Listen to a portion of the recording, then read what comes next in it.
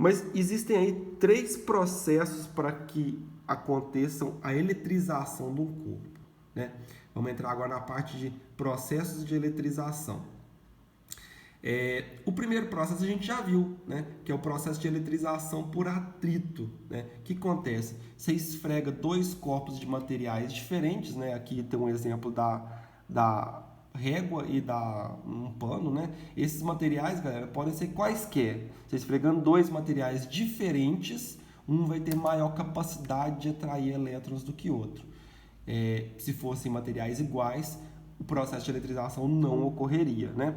Então, se eu esfregar 2 materiais diferentes, pode ser, sei lá, faça em casa, esfrega um balão na cabeça e chega perto dos papeizinhos ali, ó, você vai ver que o balão, a régua, que nesse caso, vai conseguir atrair os papeizinhos. Por quê? Por causa que quando você esfrega um material no outro, os dois ficam eletrizados, ó, olha o exemplo aqui, ó, vidro e lã.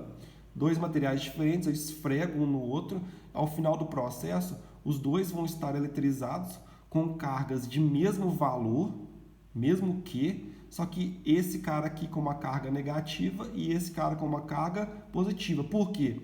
Porque a lã nesse processo, ela absorveu alguns elétrons, aqui ela roubou alguns elétrons do vidro. Então ela ficou com excesso de elétrons, sei lá, ganhou 100 elétrons, então ficou com 100 elétrons a mais. Então vai ficar com uma carga negativa e esse cara que perdeu 100 elétrons aqui vai ficar com uma carga positiva. Nesse caso aqui, ó, 100 vezes a carga do elétron, né?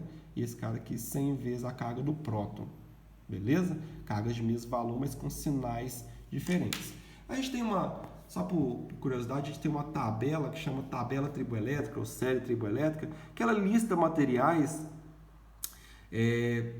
Essa tabela aqui está bem simples, tá? Tem tabelas muito mais completas na internet. Ela lista materiais onde eu sei qual vai ser a carga elétrica de qual sinal, de qual material, quando um esfregado com o outro. Por exemplo, suponha que eu pego um pedaço de vidro e um pedaço de seda e eu esfrego os dois. Qual vai ficar eletrizado positivamente e qual vai ficar eletrizado negativamente? Olha aqui, tá vendo a setinha aqui com carga negativa, com o elétron? Isso aqui mostra pra gente que quando eu esfregar a seda e o vidro vai perder elétrons para a seda. Então, quer dizer, a seda vai ficar carregada negativamente e o vidro vai ficar carregado positivamente. O de cima perde elétrons para o de baixo, sacou? E aí o de cima positivamente e o de baixo negativamente. Bom, vamos entender o próximo processo de eletrização, que chama eletrização por contato. Funciona da seguinte forma, olha. Na eletrização por contato, essa eletrização acontece com condutores, tá? Ela acontece por meio da indução eletrostática e depois por causa do contato. Olha lá como é que funciona.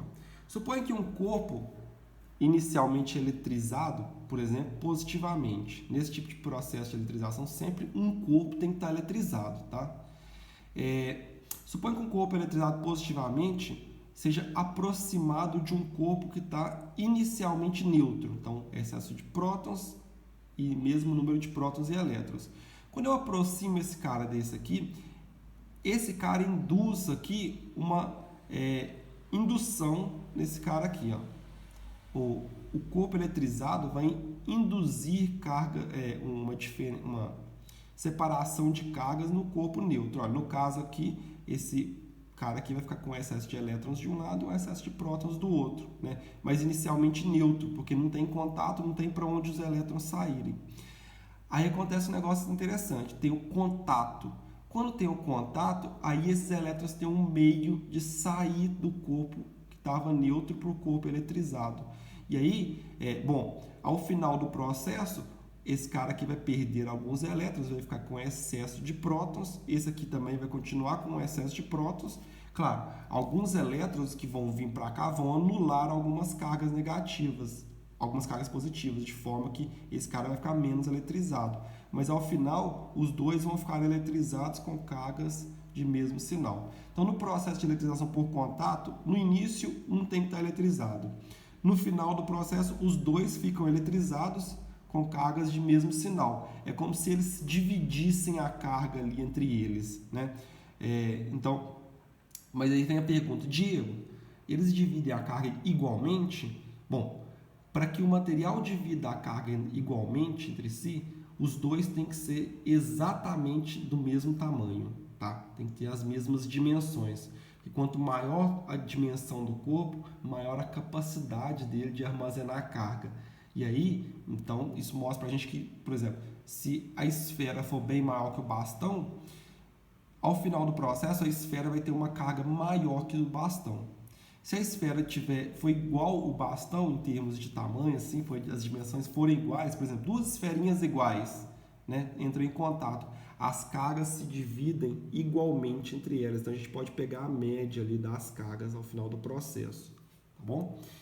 Vamos fazer alguns exercícios aí para a gente contextualizar tudo que a gente falou aqui agora. Olha lá. Os corpos eletrizados, os corpos X e Y são eletrizados por atrito, tendo o corpo X cedido elétrons a Y. Então, olha o que está acontecendo. Você tem um corpo X e um corpo Y. O corpo X cedeu elétrons para o corpo Y. Óbvio que esse cara vai ficar eletrizado positivamente e esse cara vai ficar eletrizado negativamente, né? Vamos continuar aqui. Em seguida, outro corpo Z, inicialmente neutro, é eletrizado por contato com X. Opa! Quando eu encostar esses dois caras aqui, o que vai acontecer? Elétrons vão ser atraídos, olha, esse cara aqui ó, vai ficar com excesso de elétrons aqui, um excesso de prótons aqui, e aí os elétrons vão querer sair desse corpo para esse, né? De forma que quando esse aqui perder alguns elétrons, ele vai ficar carregado positivamente, né? E aí as cargas vão se distribuir entre eles, esse cara vai ficar positivo, com uma carga menor que ele tinha inicialmente, mas esse cara também vai ficar positivo. Então, ao final do processo, a gente vai ter o X carregado positivamente, o Y, que ganhou elétrons, vai ficar carregado negativamente, e o Z carregado positivamente. E aí vem a pergunta. Ao final dos processos citados, as cargas elétricas X, Y e Z são, respectivamente, positivo, negativo e positivo. E a resposta certa para isso é a letra A. Certo? Vamos lá, galera, para mais um exercício aqui. Em seu laboratório, o professor Ladeira prepara duas montagens, 1 e 2, distantes uma da outra, como mostrado na figura 1. Olha a figura 1. Tem dois sistemas ali. Em cada montagem, duas pequenas esferas metálicas idênticas, então aqui essas esferas aqui são de um material condutor e são idênticas. São conectadas por um fio e penduradas em um suporte isolante. Esse material aqui, esse suportezinho aqui, ó, é isolante, né? Então ele não conduz cargas elétricas, mas tem um fio ali, ó, né? Não falo nada do fio. Esse fio pode ser de material isolante ou condutor. Opa, então quer dizer, o fio pode ser de um material que conduz cargas ou não, né? Se for condutor, conduz cargas, se for isolante, não. Em seguida, o professor transfere uma certa quantidade de carga para apenas uma das esferas de cada uma das montagens. Então, carregou uma esferinha aqui e carregou uma esferinha aqui.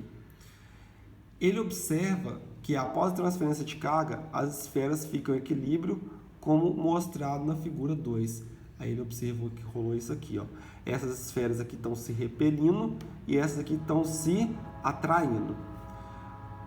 Considerando-se essas informações, é correto afirmar que, após transferência de cargas, então, vamos entender o que rolou aqui, ó.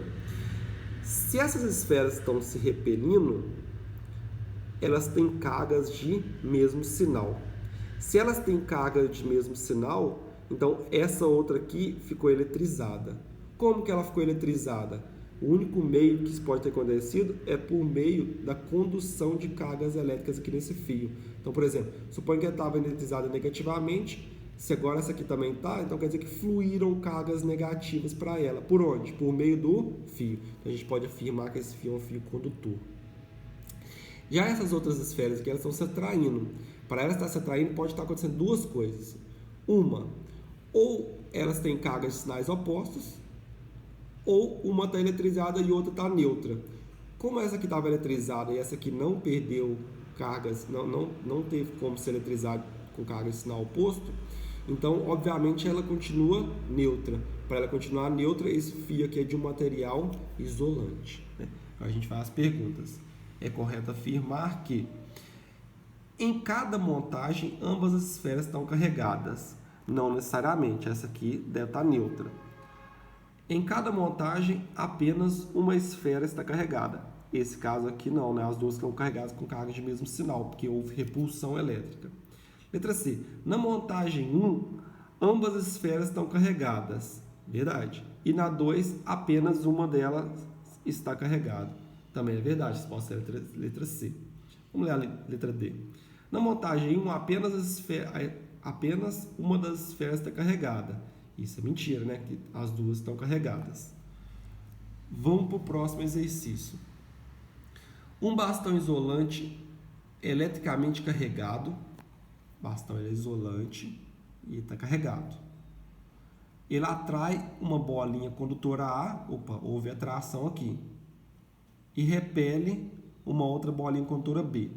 Olha, vamos de novo lembrar lá. Se houve repulsão, então os dois corpos estão eletrizados com cargas de mesmo sinal. Então, se esse aqui está positivo, esse aqui está positivo. Se esse aqui está negativamente carregado, esse aqui também está negativamente carregado. Certo? Para que haja atração, ou os dois estão carregados com cargas de sinais opostos, ou um está carregado e o outro está neutro. Como o bastão está carregado, a esferinha pode estar carregada com carga de sinal oposta ao do bastão, ou a esferinha pode estar neutra, né? Então,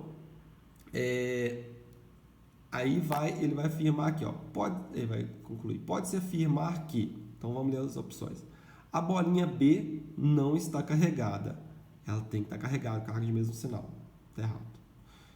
Letra B. A bolinha A pode não estar carregada. Sim, a bolinha A pode não estar carregada. Ou carregada com carga de sinal oposta do balão. Então, a resposta é a letra B. Letra C. Ambas as bolinhas estão carregadas igualmente. Não é, né? Se elas estiverem carregadas igualmente, esses caras aqui, ó, esse cara seria repelido, assim como esse, né? Letra D. A bolinha B está carregada positivamente. Não dá para afirmar, porque não falou o sinal da carga do bastão, né? Pode ser positivo ou negativa, né?